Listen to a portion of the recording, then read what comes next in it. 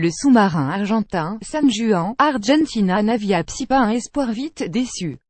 Les bruits sous-marins détectés lundi par l'IR de deux navires ne provenaient pas du submersible argentin San Juan, disparu depuis mercredi avec 44 membres d'équipage à bord dans l'Atlantique Sud.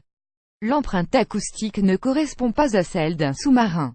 Cela peut être un bruit biologique, a déclaré le porte-parole de la marine argentine, le capitaine Enrique Balbi, plus grand que à lire aussi course contre la pour retrouver les 44 membres d'équipage alors que les opérations de recherche du bâtiment en surface et en profondeur se poursuivent et s'intensifient. Plusieurs scénarios possibles pour le submersible de 65 mètres, qui aurait théoriquement dû regagner Mar del Plata dimanche ou lundi. Il est à la surface et à la dérive. Il est à la surface, encore motorisé et simplement privé de moyens de communication. Il est en immersion. Il a sombré dans les abysses en immersion, sans renouvellement de l'air. La survie est de 7 jours, selon le capitaine Balbi. En marge des recherches à la surface et des tentatives de géolocalisation, la marine argentine prépare un dispositif de sauvetage de l'équipage dans les profondeurs de l'océan. Le sous-marin avait signalé une avarie lundi. La marine argentine a révélé que le sous-marin avait signalé mercredi dernier une avarie, une information jusque-là passée sous silence. Pour le chef de la base navale de Mar del Plata Gabriel Galeazzi, ce problème de batterie, un court-circuit, n'était pas suffisamment grave pour déclencher une procédure d'urgence, le San Juan ayant des ressources alternatives. Quant aux 7 appels reçus samedi par des bases navales argentines, considérés par les autorités comme des appels de détresse provenant du San Juan, ce n'était pas le premier signe de vie tant espéré.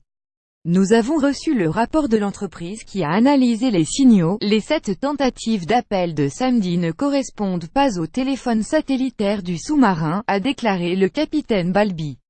On ne sait rien. Nous sommes dans l'attente, avec beaucoup d'angoisse. Ces révélations ont été durement ressenties par les proches des marins, dont une centaine hébergés dans la base navale de Mar del Plata.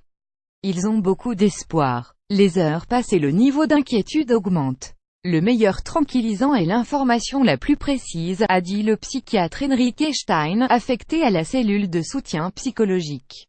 On ne sait rien. Nous sommes dans l'attente, avec beaucoup d'angoisse, a confié Andrea Ali, épouse de Franco Ali, électricien à bord du San Juan. Lundi, le président argentin s'est rendu auprès des familles pour les soutenir et participer à une prière.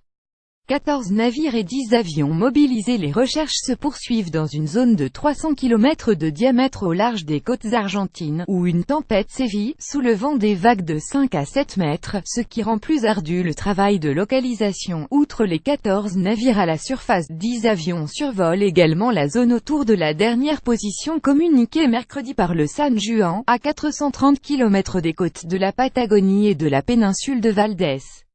6 pays en tout, USA, GB, France, Brésil, Chili et Uruguay participent à l'effort logistique. La marine américaine a envoyé 4 petits sous-marins sans pilote et une équipe de militaires spécialisés dans leur maniement.